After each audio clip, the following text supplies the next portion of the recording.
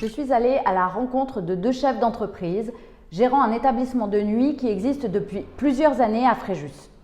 Ils nous ont raconté leur histoire hallucinante qui illustre les complications dues au millefeuille administratif français et à l'inaction de ceux qui ont les manettes qui auraient pu régler le problème facilement. Écoutez-les. Ils nous ont mis dans une config discothèque, mais on n'a pas choisi. Vous changiez de destination l'établissement. C'est ça. Vous en avez le droit. Ce qui a été fait. Et donc à autorisé. partir, oui, c'est ce que j'ai cru comprendre. Donc à partir de là, pourquoi? Qui interdit la reclassification? Alors apparemment c'est un décret national qui a été posé soi-disant le 30 mars en interdisant les demandes de reclassification dans nos activités. On n'a pas eu d'ouverture, donc re-résumé, re-rapport Parce qui a qu'il y a été. eu un changement de personne. Il y a eu un changement de c'est ça. personne au Conseil d'État. En plus, Voilà. vous avez adapté l'établissement C'est ça. sur l'extérieur. Si les gens sont assis, que ça danse pas, j'ai pas besoin de plus. On peut se retrouver une routine entre guillemets de travail que les entreprises. 13 personnes, direct et indirect. Voilà, c'est pour ça que les gens aussi ne comprenaient pas, parce que pour eux, on est un bar dansant. Ça fait 6 mois là, nous depuis là, donc on a été fermé comme tout le monde. Malheureusement, ça c'est une décision d'État, j'arrive pas à comprendre le délire, comment ça s'est passé. Tout de suite, on a été réactif parce que c'est notre job. Dès le début, on a dit bon, là ça va durer, il va falloir qu'on se trouve quelque chose. Effectivement, on l'a, l'aide de 1500 €.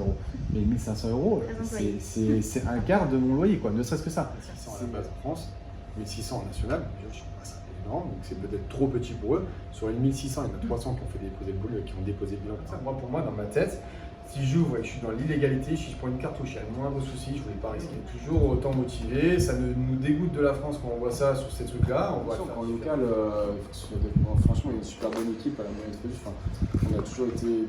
Mais oui, mais on dépend toujours d'un préfet. Ouais, bien sûr. Donc les préfets, c'est qui? C'est l'État et donc du gouvernement. On en est là. Les employés, donc là-dessus, on a un peu tout le résumé. Super. On a les démarches qu'on a fait jusqu'à présent, donc sur TV 20 matin, les commissaires en compte, les avocats, il y a tous les contacts dessus, donc voilà, on est transparent sur le moindre détail. On parle qu'on n'a pas de contact de l'État, on n'a aucune aide. Voilà où on en est. Comment voulez-vous que la relance économique du pays fonctionne? Vous avez ici un exemple criant de vérité de ce qu'il se passe vraiment en France. David Racheline, le maire de la ville, ainsi que l'ensemble des services concernés ont tout fait pour débloquer la situation. En revanche, où sont les bureaucrates qui prennent toutes ces décisions? Ceux qui ont les manettes, ils ne sont pas sur le terrain, ils ne sont pas là pour les aider. On laisse crever ces gens parce que c'est le terme et les 13 personnes qui travaillaient pour eux.